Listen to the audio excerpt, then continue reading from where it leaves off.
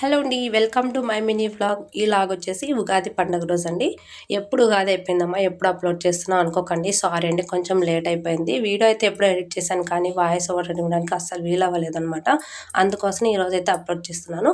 పండగ వచ్చిందంటేనే ఇంట్లో చాలా హడావిడి ఉంటుంది. అందులోని ఇద్దరు పిల్లల్ని వేసుకొని ఇంకా నేను పనులు చేసుకోవడం అంటే చాలా కష్టం కదా.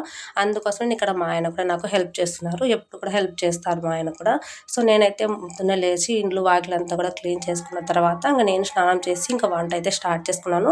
ఇంకా మా ఆయన అయితే స్నానం చేసుకొని వచ్చి పూజ గది అంతా శుభ్రం చేశారు. దేవుని పటాలు, దీపాలు అన్నీ కూడా శుభ్రం చేసి చక్కగా బొట్లు పెట్టేసి పూలు పెట్టేసి ఇంకా మామిడి తోరణాలు కూడా బయట పూజ గదులు అన్నీ కూడా అంటించేశారు. తర్వాత ఇంకా పూజ అయితే కంప్లీట్ చేశారనమాట. ఈలోపు నేను నైవేద్యానికి ప్రసాదం అయితే ప్రిపేర్ చేశాను. అదే పళ్ళెం వేస్తాం కదా.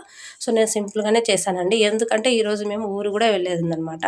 మాకు ముందు రోజు టికెట్ కన్ఫర్మ్ కాలేదు. పండగ రోజు టికెట్ కన్ఫర్మ్ అయింది కాబట్టి ఇంకా ఈరోజు ఊరు వెళ్ళాలి కాబట్టి ఇంకా నేను ఓలిగలు అయితే ఏం చేయలేదు. సింపుల్గా సేమియా చేసి పప్పన్నం చేశాను. ఇంకా వాటిని పళ్ళెం అయితే వేశాను. ఒకటి మేము తినడానికి, ఒకటి దేవుడి దగ్గర పెట్టడానికి ఇలా వేసుకుంటాము.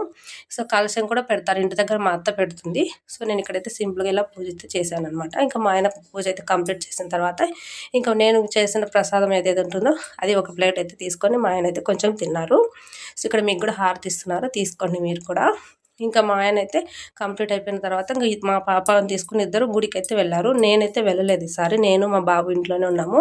ఇంకా ఆఫ్టర్నూన్ నుంచే స్టార్ట్ అవ్వాలి ఊరికి కాబట్టి ఇంకా లగేజ్ సర్దుకునేది ఉంది కాబట్టి, అందులోనూ మా బాబు కొంచెం ఫీవర్ ఉంది. అందుకనే మేమిద్దరం ఇంట్లోనే ఉండిపోయాము.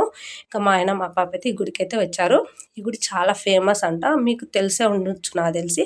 మరి ఎవరెవరికి తెలుసో ఈ గుడి పేరేంటో కామెంట్లో చెప్పండి. తెలియకపోతే నేను కామెంట్లకి రిప్లై ఇస్తాను. సో ఇది వచ్చి చాలా ఫేమస్ అంట గుడి. మనం మనసులో ఏదైనా కోరిక కోరుకొని ఈ రాయి మీద చేయి పెడితే రాయి అయితే కదిలింటే మనకి కోరిక నెరవేరుతుందని అర్థం. రాయి కదలకపోతే నెరవేరదని అర్థం అనమాట. సో చాలామంది నమ్ముతారు, ఇది నిజంగానే చాలా జరుగుతాయంట ఆ విధంగానే.